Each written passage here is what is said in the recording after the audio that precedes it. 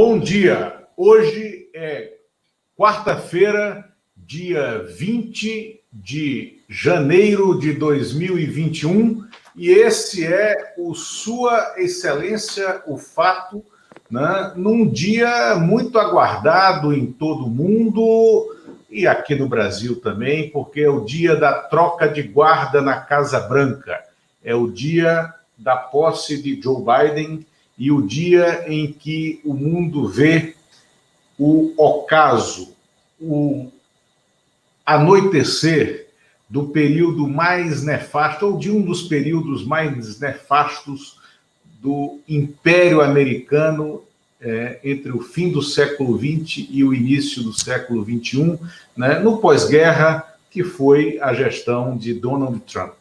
Né? Nesta madrugada, horas antes da posse, o Joe Biden fez um comunicado inicial dizendo que os Estados Unidos retornam ao Acordo de Paris, né, do qual o Trump tinha retirado os Estados Unidos, o Acordo de Paris, que é o acordo de questões climáticas e que tenta reduzir as emissões de carbono de todos os países do mundo para reduzir o impacto, né, sobre a camada de ozônio e o derretimento das calotas polares, né, e Acordo de Paris, com o qual o Brasil também brigou, né, em razão de Bolsonaro ter retirado o país também não retirou formalmente do Acordo de Paris, mas dificultou a presença do Brasil nas reuniões preparatórias, né, para encontros decorrentes do Acordo de Paris. Né? Além disso, o Biden anunciou o retorno dos Estados Unidos à Organização Mundial de Saúde, né, de onde o Trump também tinha retirado a diplomacia americana, né, inacreditavelmente, e foi seguido pelo governo brasileiro, né, nesse enfrentamento à OMS, e, por fim, o Biden anunciou que pararia a construção do absurdo, do inacreditável muro, né, na fronteira com o México. E agora esse muro, a construção dele será interrompida. Afinal de contas, Eumano, né, governar é construir pontes e não construir muros, e não fechar fronteiras. Né? A posse de Joe Biden aponta para um outro momento no mundo. Né? É o ocaso, nós estamos vivendo há alguns anos, né, o entardecer do Império Americano, o mundo como um todo se volta para o Oriente também, do ponto de vista econômico, do ponto de vista diplomático. Né? A China vive um alvorecer, né, na participação. Dentro de 3 ou 4 anos, a China, a economia chinesa, irá ultrapassar a economia americana como a maior do mundo. Né? E nós assistimos a esse momento, daqui do Brasil, né? Não é de camarote, nós estamos no poleiro, né? Nós estamos enclausurados no poleiro da diplomacia mundial, porque o Brasil virou um país de terceira classe para o mundo, né? Em razão da condução do Itamaraty. Né? Nós não conseguimos fazer com que a Índia, né, que já imaginou, já tentou construir uma relação comercial e diplomática prioritária com o Brasil e não conseguiu. Nós estamos sem conseguir que a Índia autorize a exportação de lá para cá dos insumos para a fabricação, né, da vacina da AstraZeneca. Nós não conseguimos a liberação de 2 milhões de doses que deveriam chegar ao Brasil para que fossem aplicadas, de doses da vacina contra o coronavírus. Né? Nós estamos enfrentando uma humilhação diplomática da China ao Itamaraty, ao Brasil, em razão dos comportamentos do Bolsonaro, dos seus filhos e do próprio chanceler brasileiro, Ernesto Araújo, né, contra a China. Né? O Biden, então, assume daqui a pouco, a partir do meio-dia no Brasil, começam as solenidades de sua posse, e isso mudará muito, né, o panorama mundial, e mudará muito a situação do Brasil na correlação de forças da diplomacia internacional, porque o Bolsonaro não terá mais o anteparo, que ele nunca teve de fato, mas que sempre esgrimiu, que era o Donald Trump. Né? Como você vê essa posse, Humano? Daqui a pouco eu vou colocar no ar aqui e vou ler um trecho, depois da sua manifestação, da coluna da Miriam Leitão hoje, no jornal O Globo, em que ela fala dos aspectos econômicos, né, do que significa essa posse, do que significa essa troca de comando lá. E, sobretudo, em razão... aliás, ela entrevista o José Alexandre Sheikman, que é um brasileiro, né, que é hoje professor em Colômbia, né, mas que é professor emérito e chefiou o departamento de economia da Universidade de Princeton. E o Sheikman é um dos mais brilhantes economistas do mundo, né? O Sheikman foi quem redigiu o programa econômico da campanha do Ciro Gomes em 2002, né? Mas não significa que ele tenha uma adesão ideológica ao Ciro Gomes, mas ele é um personagem central, né, na análise econômica no mundo acadêmico, né? E então eu vou colocar esse comentário, mas queria te ouvir um pouco sobre como você vê essa troca de guarda nos Estados Unidos. E aviso a vocês que estão hoje aqui que a partir de 11h20, 11h30, nós teremos um convidado especial para um debate sobre impeachment, né, sobre a escalada do impeachment no Brasil. Esse convidado especial é o José Eduardo Martins Cardoso, que foi ministro da Justiça, foi deputado federal e foi o advogado da ex-presidente Dilma Rousseff durante o processo de impeachment que ela sofreu até a deposição dela. O Zé Eduardo estará conosco, já já ele está concluindo uma reunião e daqui a pouco ele entra aqui conosco. Eumano, com você.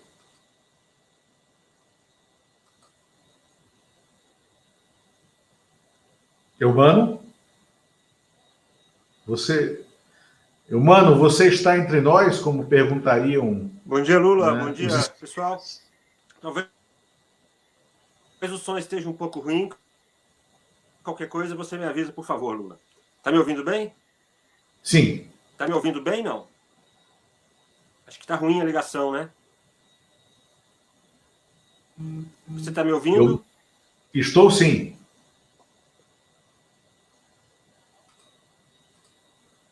Mano, estou te ouvindo. Eu vou tentar de novo, tá? Acho que eu não estou conseguindo. Ok. Está bem agora o som. Está tranquilo.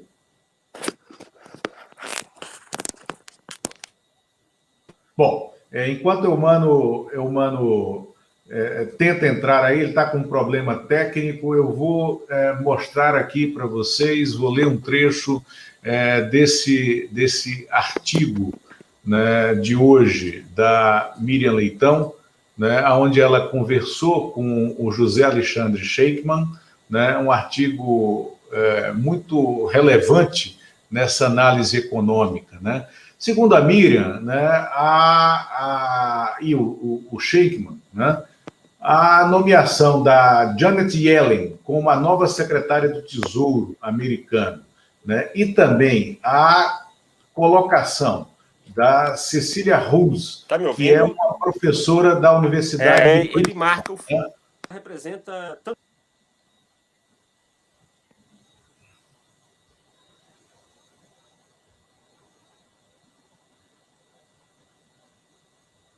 Bom, Eumano não conseguiu aqui entrar no ar, né?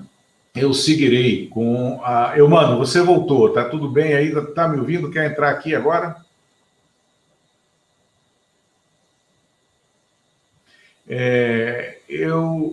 A Miriam Leitão diz, então, que a colocação da Janet Yellen, né, como nova secretária de Tesouro, e da Cecília Ruz, que é uma professora de Princeton, colega do Shachtman, né, na condição de conselheira-chefe do Departamento de Assessoramento do presidente americano na Casa Branca. E, sobretudo, a escolha do assessor científico Eric Lander. Né? Eric Lander foi o coordenador do programa Genoma Humano, do projeto Genoma Humano, e agora vai ser o conselheiro científico da Casa Branca. Né? Então, ela diz que isso é crucial para mudar todo o ambiente de discussão, né, dentro da Casa Branca. Né? Segundo então a Miriam diz que não há mal que sempre dure. O governo Trump acaba e hoje começa a administração Joseph Biden e Kamala Harris. Não será um tempo fácil. Os Estados Unidos chegam a impensáveis 400 mil mortos. Agora de manhã, 401.770 mortos nos Estados Unidos. Né? Mas há uma esperança muito grande com a mudança de comando, né, nos Estados Unidos, né, com a mudança de comando na Casa Branca e o que isso representa para o mundo. Sobretudo, né, já agora de manhã, né, o anúncio do fim da construção do muro, né, na fronteira com o México, né, os Estados Unidos voltando à Organização Mundial de Saúde, né, e os Estados Unidos voltando ao Acordo do Clima, né, o Acordo de Paris. Né. Isso foram medidas cruciais, essenciais. Eumano está voltando aqui, eu acho que agora vai ser possível vê-lo. Eu vou remover o artigo da Miriam e colocar o Eumano no ar. Eumano, você... Eumano, ok? Oi, Lula. Vocês estão me ouvindo bem agora? Sim. Está melhor agora? Está dando para ouvir? Está. Vamos Pode lá. falar. Eu acho que, como eu estava falando antes, acho que essa posse do Joe Biden hoje, ela tem simbólicos quanto também alguns desdobramentos na prática. Sai um governo, Donald Trump, que foi um governo que deu uma guinada para a extrema-direita, que deu alento para movimentos semelhantes no mundo, em alguns lugares. Então, de imediato, essa grande simbologia da direita governando o maior país, a maior democracia do mundo, eu acho que isso tem um significado já direto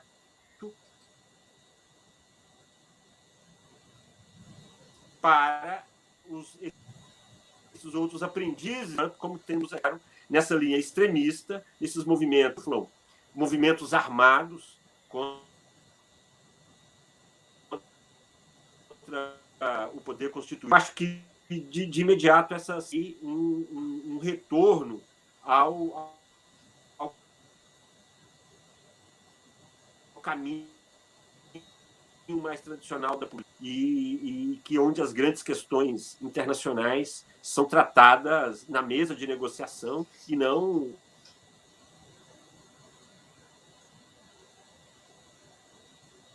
Eumano, eu vou... a mercê de um pouco de diferentes lugares do mundo. O governo Bolsonaro, né?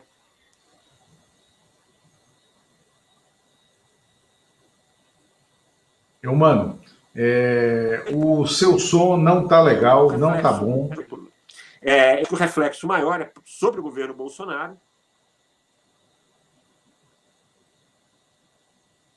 Eumano, o seu raciocínio aqui está partido, o som não está bom, a conexão não está boa. Eu acho que você deveria sair e voltar, né? Porque está muito entrecortado, está muito partido, né?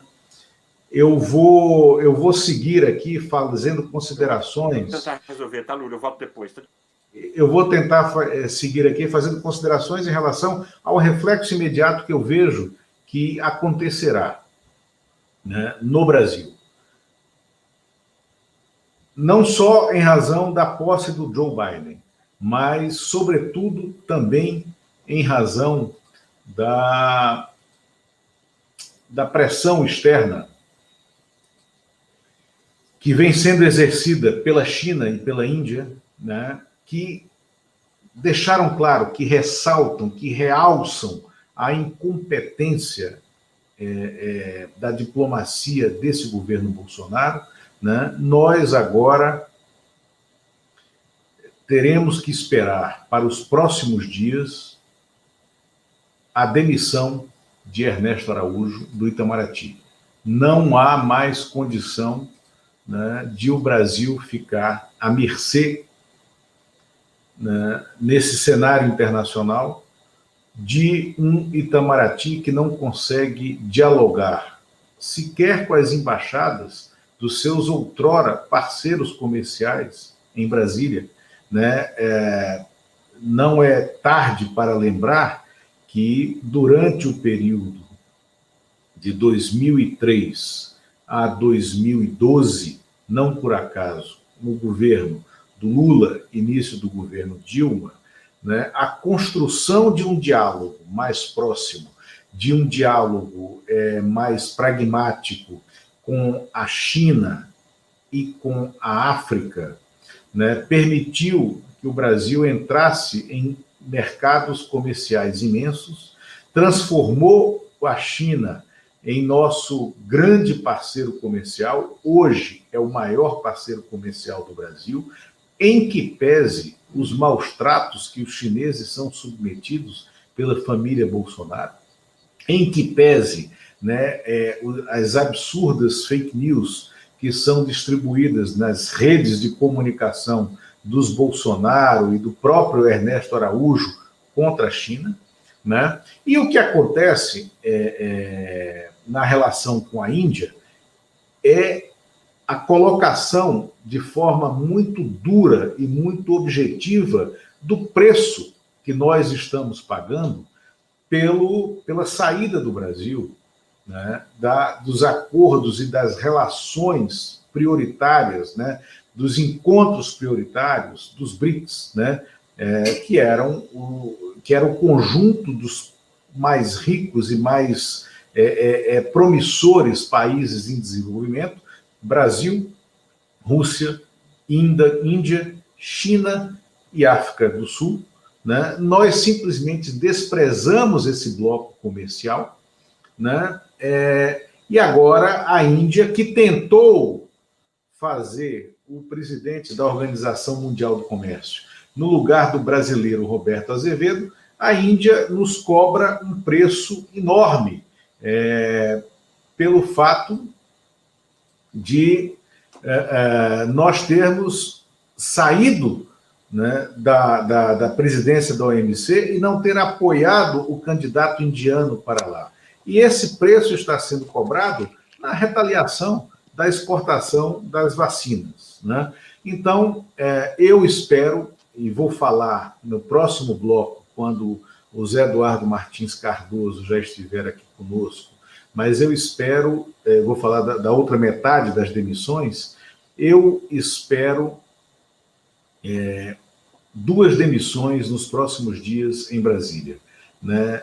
Ernesto Araújo e Eduardo Pazuello. São demissões que irão ser feitas para tentar conter as duas crises que nós enfrentamos momentaneamente: a da pandemia e da incompetência governamental para agir nesse aspecto, e a internacional, que tem reflexos diretos na economia, mas também tem reflexos na pandemia, e que a gente vê com esse atraso da chegada das vacinas. Eumano está de volta, acho que agora já é possível ouvi-lo. Eumano.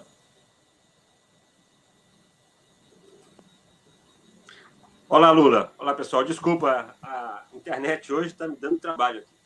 Ô, Lula, eu acho que você tem toda a razão. Assim. Dois países, o Ernesto Araújo e o Pazuello, hoje estão a face exposta de todos os erros do governo Bolsonaro, né? A pandemia potencializou alguns defeitos que o governo Bolsonaro tinha, que nós até alguns já sabíamos, talvez não tivéssemos noção da gravidade, do quanto isso fosse adiante, mas o fato é que tanto Ernesto Araújo, na política externa brasileira, submisso a Donald Trump, uma coisa que foge completamente a todo o histórico da diplomacia brasileira, nós já falamos sobre isso aqui. E o Pazuello, um general atrapalhado, um general que cumpre ordens do capitão Bolsonaro, e que são ordens que hoje se mostraram danosas para a população brasileira. O que se passa hoje no país, a descoordenação de todo o enfrentamento à pandemia, a negação da doença, da ciência, a propaganda para o Bolsonaro, da cloroquina, e o Pazuello, né, como se ele não tivesse antes também estimulado o chamado trevo, que nunca foi reconhecido pela ciência. Então, eu acho que esses dois, se o Bolsonaro quiser fazer algum gesto de aproximação, algum gesto de alguma forma de recuar um pouco na insanidade que ele demonstrou agora, ele demite um desses dois. Mas enquanto isso não acontecer, viu, Lula, o Bolsonaro ele trabalha muito na frustração das expectativas, né, do bom senso ali. Sempre que ele pode fugir do bom senso, ele está fazendo isso. Foi assim que ele cresceu. Então não me surpreenderia. Na verdade, o governo já não era nem para ter virado ministro. O ministro era para ter caído logo. Não tendo caído, sabe, já deveria estar desautorizado. Porque veja que as ordens que ele disse normais, recentemente o Twitter carimbou lá uma página do Ministério da Saúde desautorizando aquela informação, que era uma informação falsa. Diante disso, a lógica levaria realmente à queda tanto do Ernesto Araújo, pelo desastre da política externa, você citou aí os casos da Índia, da China, mas em todos os erros cometidos, uma emissão aí que nunca foi uma característica nossa. Então, acho que sim, Lula. Tomara que você tenha razão. Agora, o governo Bolsonaro todo é uma bagunça, né? E esses dois aí são, como eu disse antes, a face mais exposta. A pandemia evidenciou os erros, os defeitos, a política errada mesmo e danosa para o país aí que eles têm executado. Passa a bola para você, Lula. Maravilha, Humano. Bom, enquanto você estava tentando se entender aí com a conexão, né? Oi, estou te ouvindo. Enquanto você estava tentando se entender com a conexão, eu já entrei aí, já falei, né, de todos os aspectos que eu achava que eram fundamentais, que são fundamentais para essa troca de poder, né, ou nessa troca de poder. E o governo brasileiro fica sem o seu garantidor, fica sem a sua rede de proteção, o que ele achava que era internacional, né? E isso enfraquece muito o Bolsonaro, né, no cenário internacional. Isso enfraquece muito o Brasil, né, no aspecto das negociações diplomáticas, e isso acaba conduzindo o Brasil para aquele dilema, né, de ser um país orgulhoso, e nós somos orgulhosos, nós, enquanto nação, eu não vejo motivo nenhum para orgulho em ser brasileiro neste momento, mas é o orgulhoso apartado do mundo.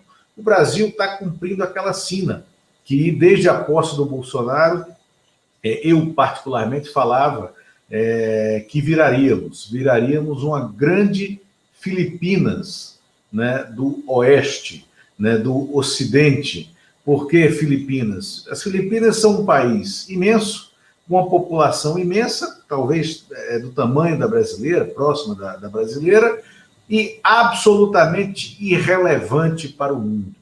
O Brasil hoje é sim uma espécie de Filipinas do Ocidente, e o Brasil hoje é uma grande nação absolutamente irrelevante para o mundo. O que tem de relevância no Brasil hoje é a coleção de bizarrices políticas cometidas internamente por um governo pérfido, vil, comandado por um personagem absolutamente ignorante, despreparado e desqualificado como Jair Bolsonaro. Em razão disso, Eumano, e aí vamos entrar no segundo tópico, né, e aguardando aqui a presença do ex-ministro da Justiça, ex-deputado, advogado José Eduardo Martins Cardoso, que deve entrar, ele está encerrando uma reunião e deve entrar aqui conosco, José Eduardo Martins Cardoso, que foi um advogado com atuação brilhante, né, na tentativa, que acabou sendo infrutífera, de convencer o Congresso a desistir daquele impeachment de 2016, que foi o impeachment sem um crime de responsabilidade objetivo, né, um impeachment que acabou sendo uma deposição, né, um impeachment que acelerou a degradação do processo político, que acabou deslegando essa tragédia, e que hoje diversos atores daquele momento parece que estão arrependidos. Eu vou colocar aqui na tela e ler um trecho do editorial do jornal Estado de São Paulo, que está no ar hoje. Né? O editorial tem o título Crimes de Responsabilidade. Né? E, sob esse título, Crimes de Responsabilidade, né, o que nos diz o Estadão? Né, que já não é nenhuma novidade, tampouco causa nenhum escândalo. A cada dia, mais pessoas admitem abertamente que a conduta do presidente Jair Bolsonaro, tanto as ações como as omissões, durante a pandemia de Covid-19, pode configurar crime de responsabilidade. Ressalta-se que essa afirmação sobre o comportamento de Bolsonaro não tem surgido apenas de setores da oposição, como se fosse mais uma tentativa de causar desgaste ao adversário político. Quem tem dito que o presidente Jair Bolsonaro cometeu crime de responsabilidade durante a pandemia são pessoas das mais variadas tendências, de diferentes trajetórias profissionais, muitas delas sem nenhuma vinculação partidária. Ante a ampla diversidade de vozes, essas afirmações sobre a conduta do presidente Jair Bolsonaro não podem ser atribuídas, portanto, somente a eventual interesse político. Na realidade, muitas dessas declarações têm antes o tom de um reconhecimento a contragosto. Reconhecimento de quê? Da incompetência de Jair Bolsonaro para seguir na presidência da República. Né? Esse é o editorial de hoje, ele ainda segue, do jornal O Estado de São Paulo, e ele segue para advogar o impeachment. Né? Daqui a pouco, o Zé Eduardo Martins Cardoso chega para esse debate conosco. Né? Eu falei, né, no bloco anterior sobre a posse de Joe Biden, né, na Casa Branca, né, da necessidade, né, que o governo brasileiro tem, até como uma estratégia de tentar sobreviver do Bolsonaro, demitir o Ernesto Araújo, né, e a necessidade se faz presente também pela tentativa de se preservar do presidente da República, de demitir o Eduardo Pazuello, o general da ativa, que é ainda ministro da Saúde e que, como ministro da Saúde, tem sido absolutamente incompetente e inconsequente. Vou trazer aqui para a nossa tela e vou ler, tá, o artigo, vou ler trechos do artigo do advogado Conrado Hübner, professor do INSPER, né, professor de Direito, né, e Conrado Hübner, que é um intelectual muito ativo, né, e que hoje, no jornal Folha de São Paulo, escreveu esse artigo que eu reputo como um artigo realmente brilhante e necessário. Impeachment pró-vida.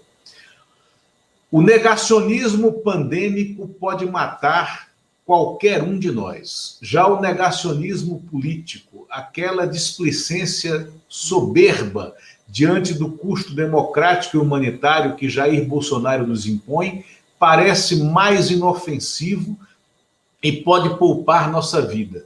Basta manter o bom comportamento e não abusar da liberdade científica, acadêmica, artística, de imprensa. O casamento de ambos,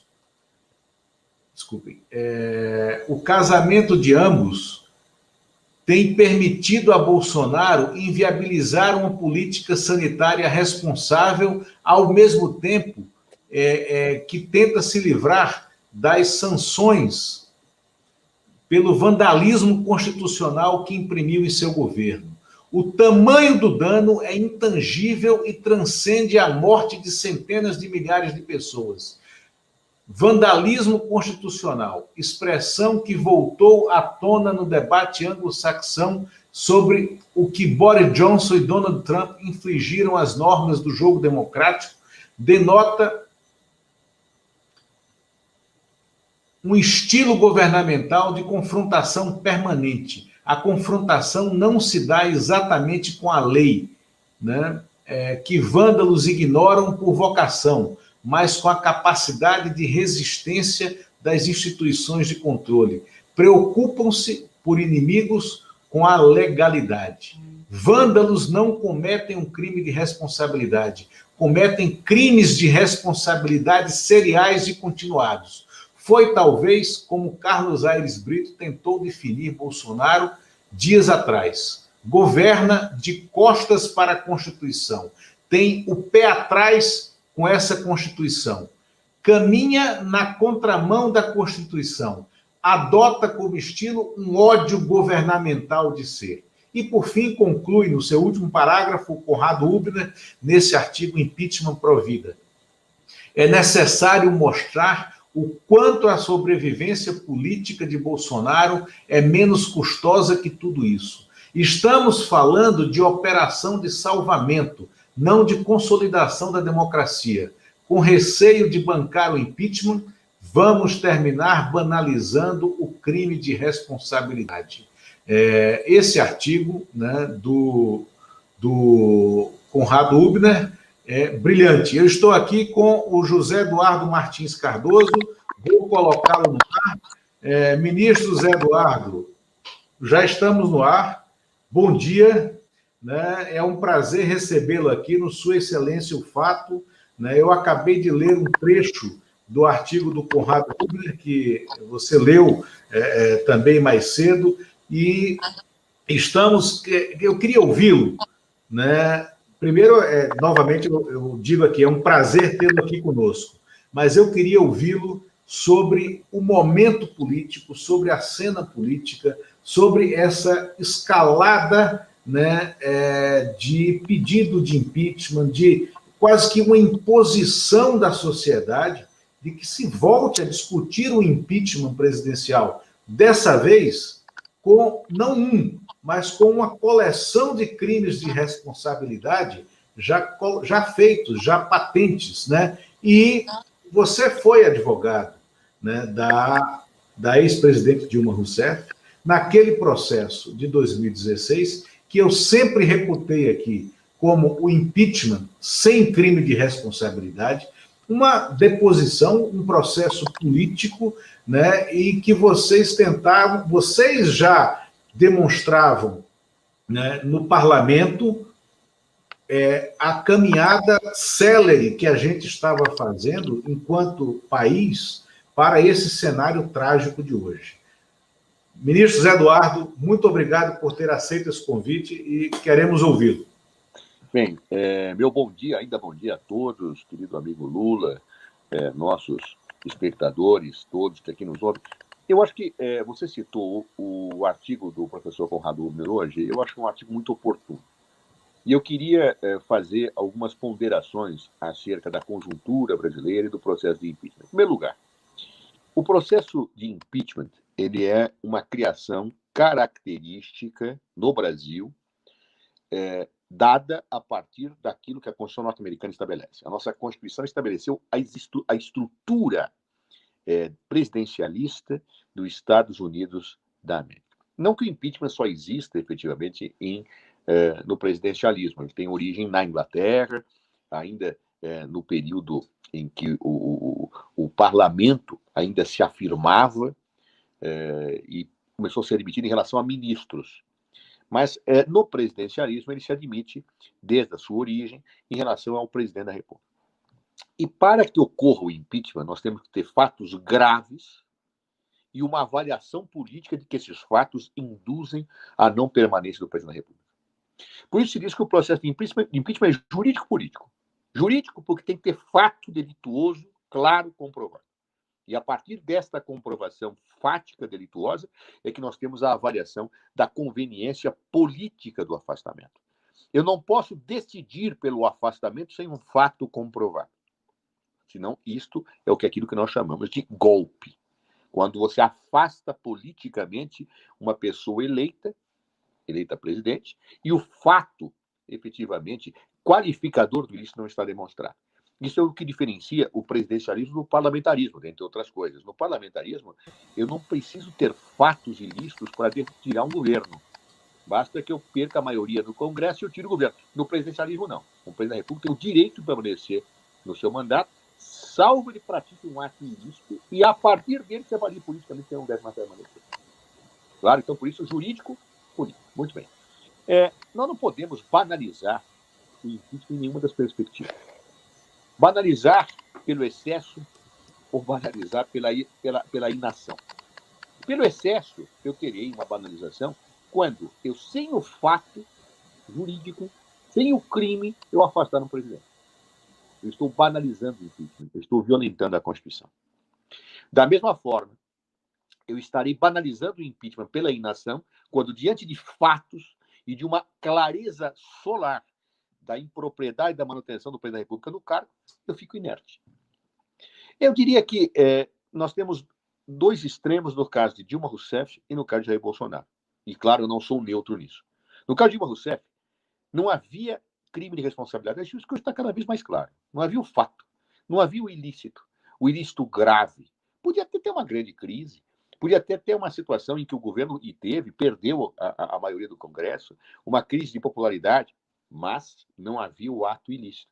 Então, portanto, eu não poderia ter feito aquele impeachment daquela forma com que foi feito, por pedaladas fiscais, que efetivamente todos os governos anteriores fizeram e que se entendia que eram válidas e, de repente, se entendeu que não eram mais válidas.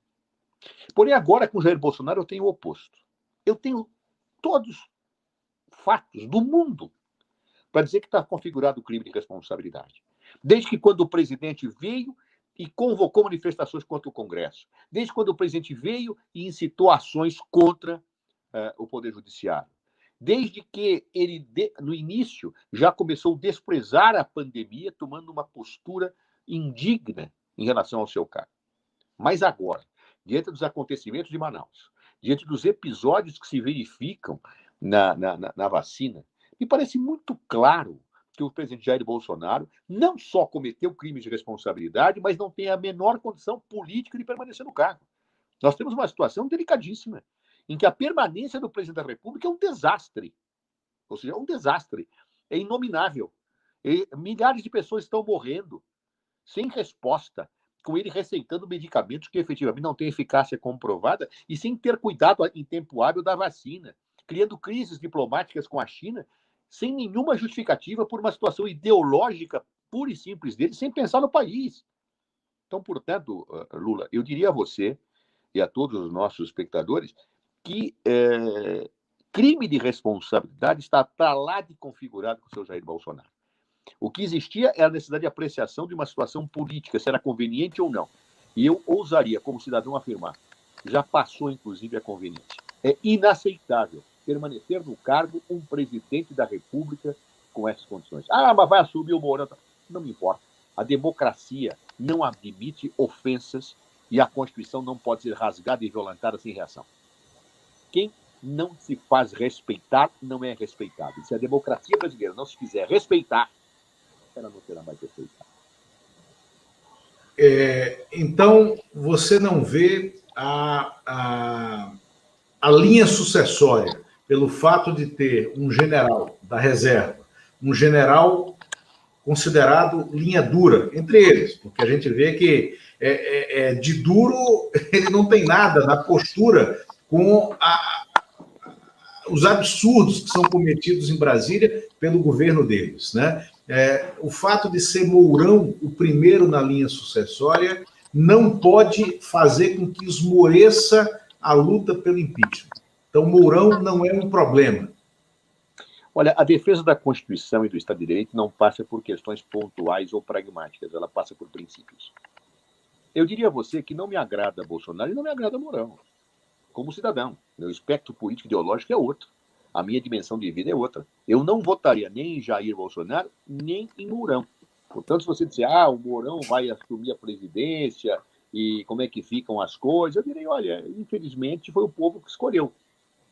O que eu não posso aceitar é que um presidente de direita, de esquerda, de centro, de cima ou de baixo, de qualquer espectro ideológico, faça o que o senhor Jair Bolsonaro está fazendo. E a nação fique inerte. E as forças democráticas fiquem inertes. Isso é inaceitável. Pouco importa quem vai assumir. Tem horas que eu até fico pensando que, diante da confusão que Jair Bolsonaro faz, melhor seria que o cara tivesse vago. Me faz lembrar um pouco aquele livro do Zé Saramago, Ensaio sobre a Lucidez, em que não se conseguia eleger um governo, as coisas funcionavam melhor. A impressão que eu tenho é que se Jair Bolsonaro tivesse o cargo vago, as coisas andariam muito melhores. Porque não teria um trapalhão a fazer confusões de manhã, tarde e noite, como nós estamos lamentavelmente vendo esse período todo. Nós, em alguns momentos, parece que a gente tem um presidencialismo sem presidente, né? E isso ficou evidente ao longo da pandemia, quando o Congresso foi quem tomou decisões e chamou a sociedade às falas. Eumano?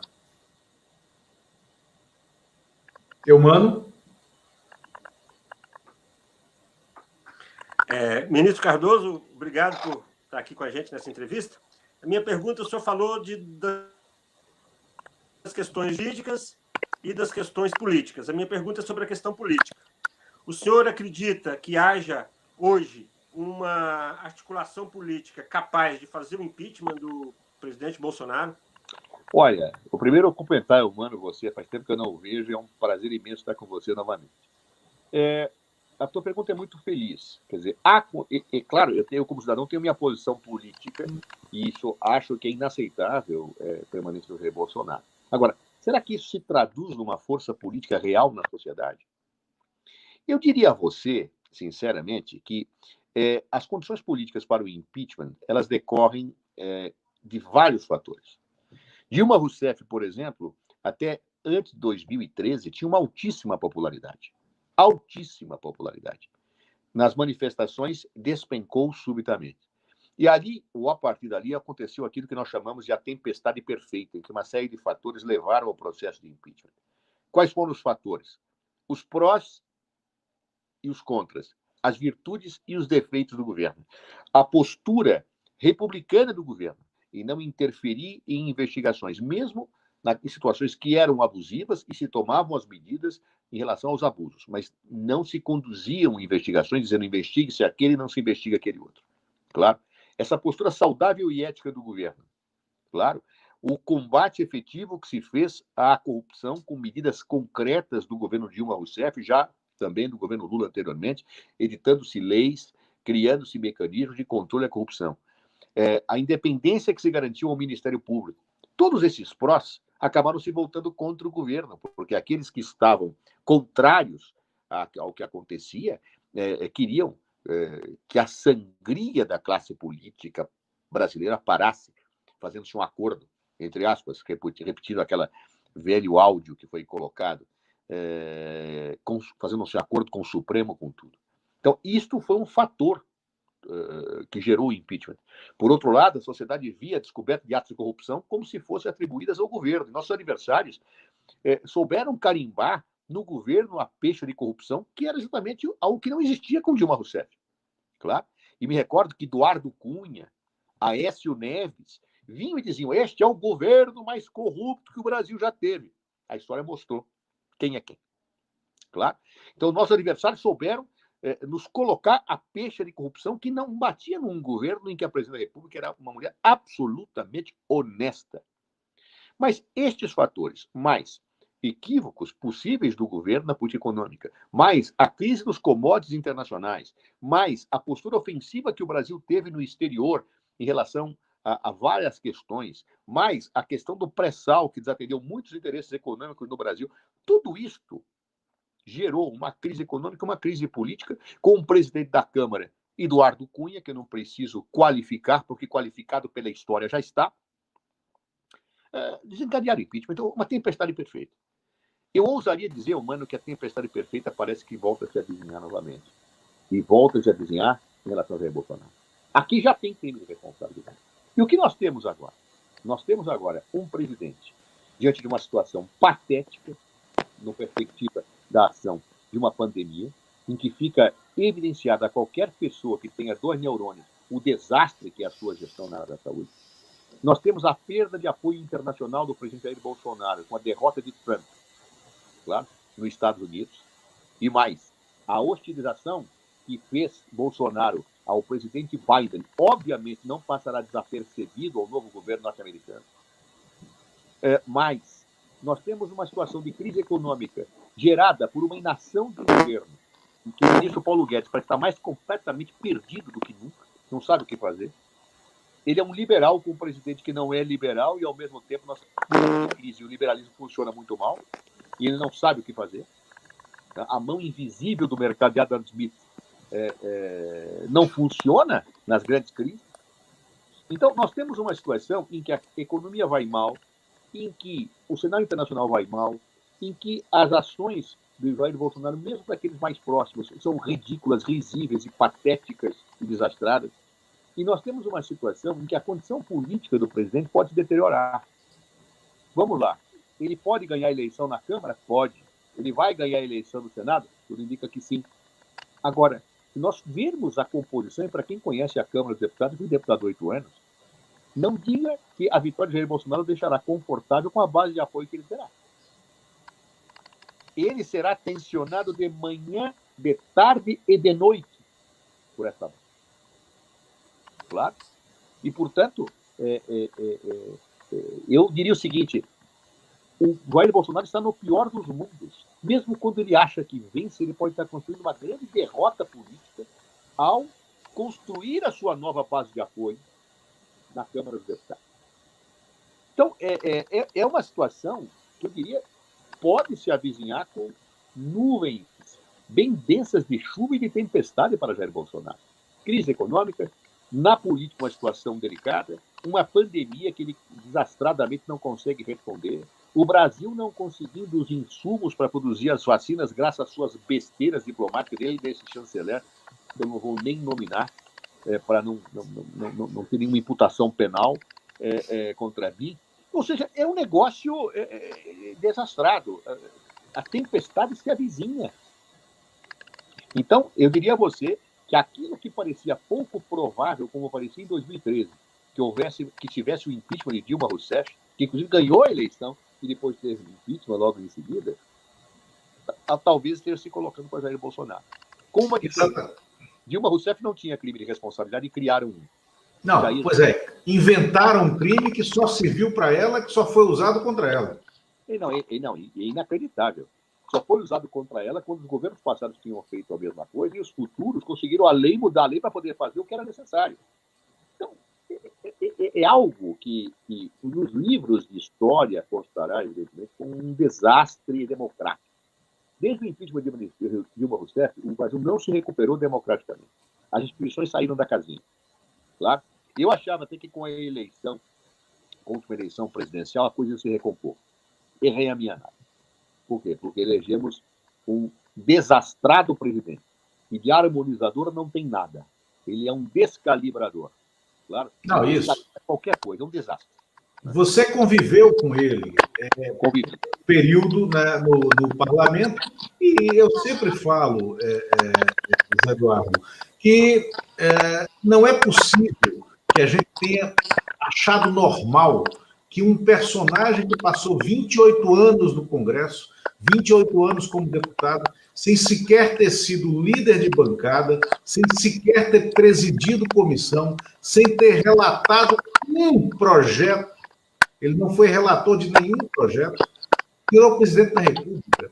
Então, é falso dizer que ele sabe fazer política e que ele entende o Congresso, porque ele nunca compreendeu nem respeitou o Congresso, né? Agora, o Conrado Hübner encerra esse artigo dele, que a gente já falou aqui mais cedo, dizendo que não podemos achar que defender o impeachment nesse momento, que seria o terceiro impeachment da história do país, passa por algo como naturalizar o processo de impeachment. Porque a gente pode estar naturalizando o crime de responsabilidade. E como você falou, ele escreveu também, há uma coleção de crimes de responsabilidade, não é isso? É isso. Você banaliza o impeachment quando você faz um impeachment sem crime de responsabilidade, ou banaliza o impeachment quando você deixa de fazê-lo quando o crime de responsabilidade é evidente e as condições políticas são inequívocas. Ou seja, é como se a democracia permitisse tudo. E olha, a democracia ela é o mais tolerante dos regimes, não é perfeito, mas é o melhor dele, como se costuma dizer. Ela é absolutamente tolerante, ela só não tolera uma coisa, que tentem quebrá-la, que tentem destruí-la, que tentem arrebentar as regras que orientam essa democracia. E Jair Bolsonaro faz o tempo inteiro isso. Jair Bolsonaro, veja, ele justificando as patetices dele nesse período de pandemia, ele põe a culpa no Supremo. Dizendo, olha, o Supremo me impediu de fazer. Primeiro tem uma confusão, ele não fez nada. Claro, então ele fala, o Supremo, ele diz, se ele diz que o Supremo impediu, ele está confessando que nada fez. Claro. Mas vamos ver o que o Supremo decidiu. O Supremo nunca o impediu. O Supremo apenas disse, a União cumpre seu papel, o Estado cumpre seu papel, o município cumpre seu papel. É a chamada competência comum, tá certo? Em que os entes federativos concorrem para atuar, e não um diz e o outro obedece. Cada um toca na sua área. E Jair Bolsonaro não tocou na sua. O exemplo do oxigênio faltando em Manaus é escandaloso. O governo sabia. O próprio ministro Pazuello, falando publicamente, disse lá que alguém da família tinha dito que estava faltando. O que eu posso fazer? O que eu posso fazer? Ora, espera o oxigênio. Ou seja, aquilo foi uma sentença de morte. O governo contribuiu e colaborou com milhares de mortes em Manaus, fora o mau exemplo, o desastre que fez no Brasil. Um presidente começou dizendo que era uma gripezinha, que disse que brasileiro não pegava a Covid. Então, aí, mais de 200 mil mortes. O brasileiro não pegava a Covid porque nadava em esgoto. Não é verdade? Ou seja, a banalização que ele fez dessa pandemia gera o resultado que nós temos hoje, os governos conseguindo vacinar, iniciando, e nós não temos os insumos, porque ele não saiu na frente, porque ele não agiu como devia. Governadores fizeram o que ele não fez, depois ele quis se apropriar do que governadores haviam feito. É um negócio horroroso. É horroroso, e isso não é uma disputa política, é uma disputa entre a razoabilidade e o irrazoável. Não me digam que, ao dizer que Jair Bolsonaro agiu da forma que agiu, nós estamos criticando por uma posição política. Eu tenho posição política. Agora, é insustentável do ponto de vista da racionalidade que fez Jair Bolsonaro. Não se trata mais só de uma disputa política ideológica. Trata-se de uma disputa de decência. Uma disputa em que, de um lado, eu tenho a indecente postura do presidente em relação a vidas humanas, uma indecente postura negacionista, e tenho, de outro lado, uma população perplexa que precisa que alguém faça alguma coisa. E ele se revela inepto a fazer. Aliás, ele só tem uma habilidade: fazer confusão. Porque se não tivesse criado a confusão com a China, talvez eu tivesse aqui os instantes. Mas ele cria confusão, ele atrapalha. Ele Perfeito. Eu, assim, concordo plenamente. Eu acho que não só com a China, com a Índia também. Aí falamos um pouco mais cedo aqui no programa, que no caso da Índia foi uma confusão, um mau jeito diplomático, porque até do ponto de vista ideológico, né, o Bolsonaro está próximo do Narendra Modi, que é o primeiro-ministro indiano, né, que já esteve aqui em Brasília, esteve com ele, né, eles têm uma aproximação ideológica. Mas o Brasil errou diplomaticamente ao se afastar do bloco dos BRICS, né, ao não apoiar uma candidatura indiana na OMC e ao ser contra a tese natural, né, da quebra de patentes para a fabricação de medicamentos emergenciais em casos como o que a gente vive da pandemia, que era uma reivindicação do governo indiano, uma reivindicação histórica do governo indiano, dado o tamanho da população que eles têm, e a indústria farmacêutica, que é muito avançada na Índia. Então, a gente nunca conseguiu sentar de forma qualificada, de forma decente e com um projeto de poder, um projeto de país e com ambições externas à mesa de negociação internacional, né? E isso agora se reflete de maneira dramática na pandemia. Isso a gente está falando de relações internacionais. Na condução do Ministério da Saúde, né, isso que você falou agora há pouco, né, a Força-Tarefa da Saúde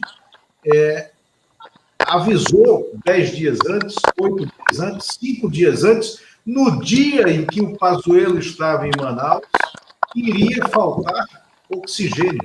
E o Pazuello esteve em Manaus 2 dias antes da primeira grande crise, porque ontem ela se repetiu, da falta absoluta de oxigênio na capital do Amazonas, né? Ex-ministro Zé Eduardo Martins Cardoso, você tem um compromisso agora, meio-dia, nós encerramos também ao meio-dia. Eu quero te dizer, o Mano hoje, infelizmente, teve alguns problemas de conexão, não sei se ele está conseguindo ouvir a gente ou não, né? Mas foi um prazer muito grande ouvi-lo, né? O Fernando Meira, que é telespectadora que nós perguntou mais cedo se há alguma forma de restaurar, de reparar, né, para a ex-presidente Dilma Rousseff a injustiça que foi cometida contra ela. Injustiça pela deposição de uma presidente, né, que estava no pleno exercício do mandato, né, e contra quem não existiu, como você falou aqui, como a gente vem falando, crime de responsabilidade. Enquanto você se despede, qual seria essa forma de restauração, de reparação política para isso?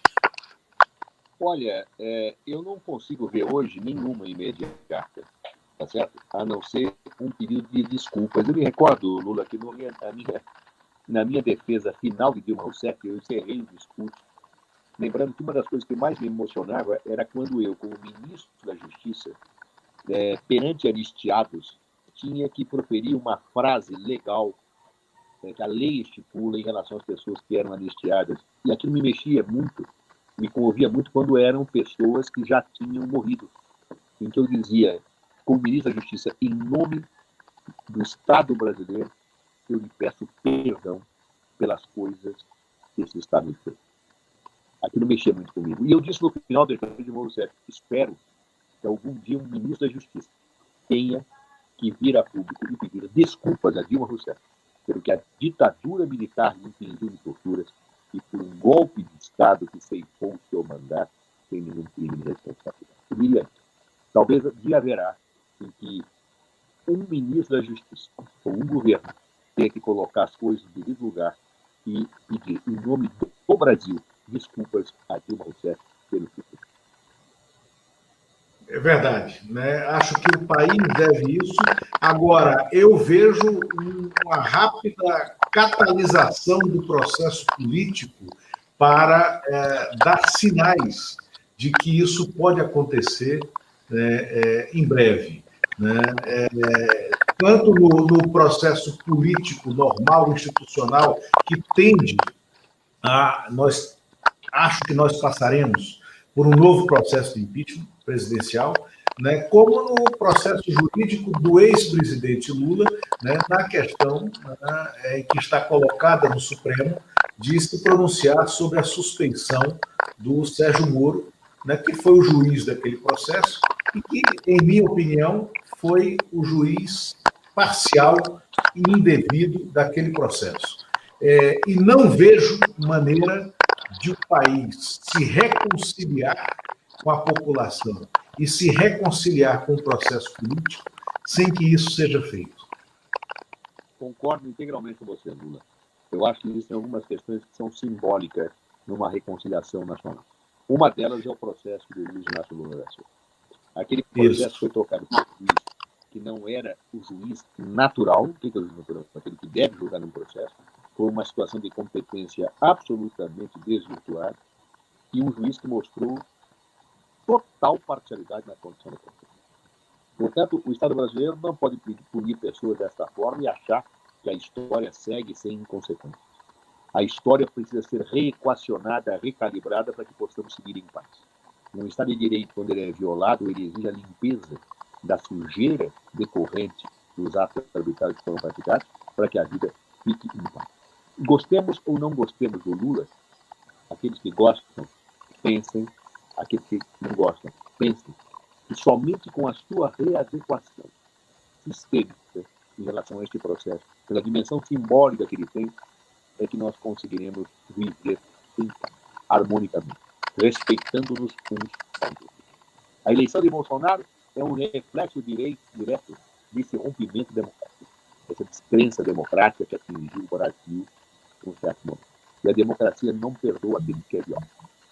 É questão de tempo. E nós vemos o Jair Bolsonaro pagar um preço. Os principais condutores do impeachment de Dilma Rousseff, todos se aniquilaram politicamente. Todos. O principal condutor, Eduardo Cunha, preso, arrebentado politicamente. Aécio Neves, deputado, mas os seus sonhos políticos foram absolutamente por água abaixo e não tem nenhuma credibilidade, nem no seu próprio país. Michel Temer, tido como o pior presidente da história brasileira. Eu falo que instalou uma cleptocracia no Palácio. Portanto, a democracia ela é perversa num aspecto, ela não perdoa aqueles que a violam. E aqueles que violaram a democracia brasileira, os que foram arbitrários, os que utilizaram a democracia para atacá-la, os que usaram o Estado de Direito, os espaços que o Estado de Direito dá para destruí-lo, pagaram o preço. O preço perante a história mais cedo ou mais tarde. Eu espero que seja mais cedo, para que nós possamos ver e viver. Isso. Ministro Zé Eduardo, muito obrigado. Já passou da sua hora, né? E foi um grande prazer tê-lo aqui conosco. Prazer um abraço. É meu, um prazer é meu. Um abraço imenso a vocês. Que venham. Obrigado. E eu lhe mando depois o link com esse programa. Um abraço. Até logo. Bom, muito obrigado a vocês que ficaram aqui conosco até este momento. Hoje houve alguns problemas técnicos, foram muito marcantes na transmissão do Sua Excelência o Fato, né? Mas conseguimos ouvir, né, as ponderações, a análise do José Eduardo Martins Cardoso, advogado, ex-ministro da Justiça, ex-deputado, e que foi o advogado da ex-presidente Dilma Rousseff durante o processo de impeachment sem crime de responsabilidade. Muito obrigado a vocês. Eu aviso que o nosso canal, né, no YouTube, o canal da Plataforma Brasília, já está criado, é o canal pelo qual você está nos assistindo, né? Se torne membro. Nós temos também hoje um plano de assinatura que vai permitir a quem estiver aqui conosco participar do processo de pautas, receber análises exclusivas, né? Isso tudo está colocado no canal, na página do canal no YouTube, né? E muito obrigado por terem seguido conosco até este momento, até esta hora. E já digo a vocês, antecipo para vocês o resultado da enquete que nós fizemos sobre o horário do programa. A partir do dia 1º de fevereiro, o Sua Excelência o Fato será 3 vezes por semana, às segundas, quartas e sextas, e o horário vai mudar. O horário ao vivo, depois ele estará colocado e disponível no canal no YouTube. Mas o ao vivo ele vai ser de 8h30 às 9h30 da manhã, às segundas, quartas e sextas. Esse foi o horário que venceu com 62% dos votos dos internautas, de quem nos acompanha aqui. E muito obrigado para quem ficou até esse momento. Divulgue o canal, né? Essa é uma tentativa de nós termos um bom local para informação e análise. É uma alternativa colocada para todos vocês. Obrigado e até logo.